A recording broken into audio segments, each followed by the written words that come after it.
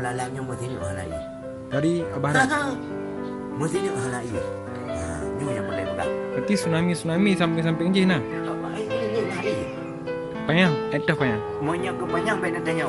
Pokoknya nyo keliling di simpen ni gede betul dalam. Di luar.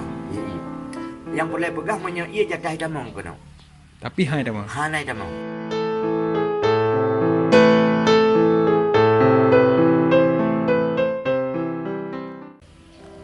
Nyan kalian tu berarti menandakan bahawa konyan urang terlebih dunia karena kelebihan akhirat wallahu a'lam. Pulang. Nyan hai gaib.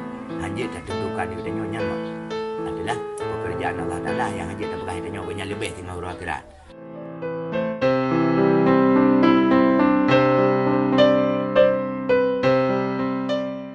Karena sesuatu yang gaib kan yang bisa menentukan hanya Allah.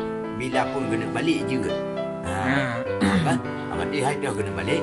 Artinya urang-urang yang taat kena pemeyuk, urang-urang yang taklim kena pemanyang yang Allah Taala. Tetapi yang boleh juga Allah Taala innallaha la yuhibbul mi'ad.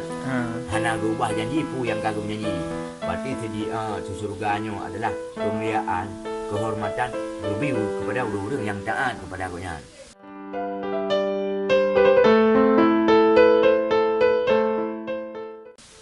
Hang gebi urang taklim. Karena Allah Ta'ala nya urang indah. Maya bahasa katanya pegah indah. Gaknya pun galak dia indah-indah. Hati mahagi galak yang gede. Karena mungkin galak lagi tanya lebu-lebu.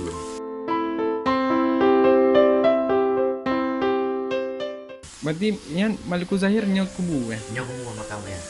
Nya makam. Dan begah sebagai monumen kan. Mononya berarti lagi lu pegah mono. Pulang dah mata kau penuh kat jemaah di lagi. Melempar di dalam kegelapan di dalam pastinya adalah wallahu alam.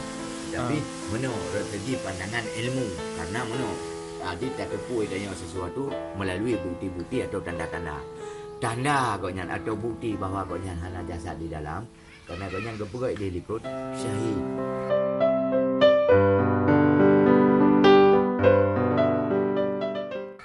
Mencari anak buah bakar dah.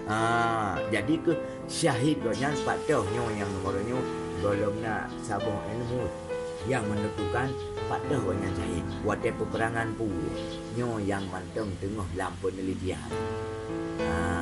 Jadi urang yang syahid orangnya konyan syahid di lapangan mungkin kadang hana mupat jasad. Berarti nyo hanya penghargaan. Bahawa Malikul Zahirnya pernah memerintah oleh yang itu telah baik kurang yang itu.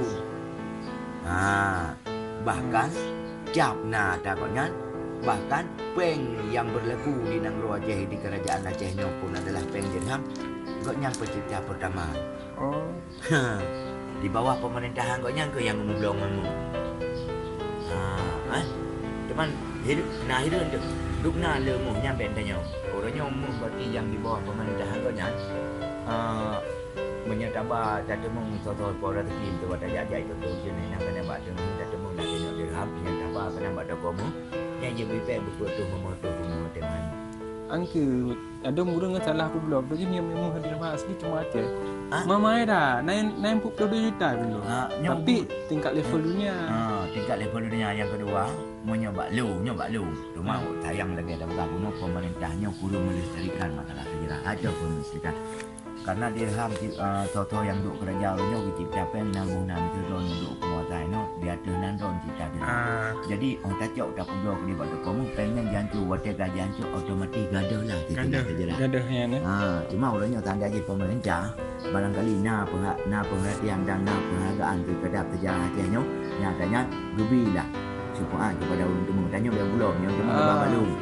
Baik blog buka ke cincin. Dia yang kami siungkan. Ya. Jadi tertera lah nyo waktu penguasa nyo mata peng lebih waktu masa nyo mata peng. Tapi orang yang nalih. Jadi maka tak nak pegah atau orang yang kenyataan lagi nak pegah bakdon. Kaji anggap dia anak muda-muda je adalah hanya mitos.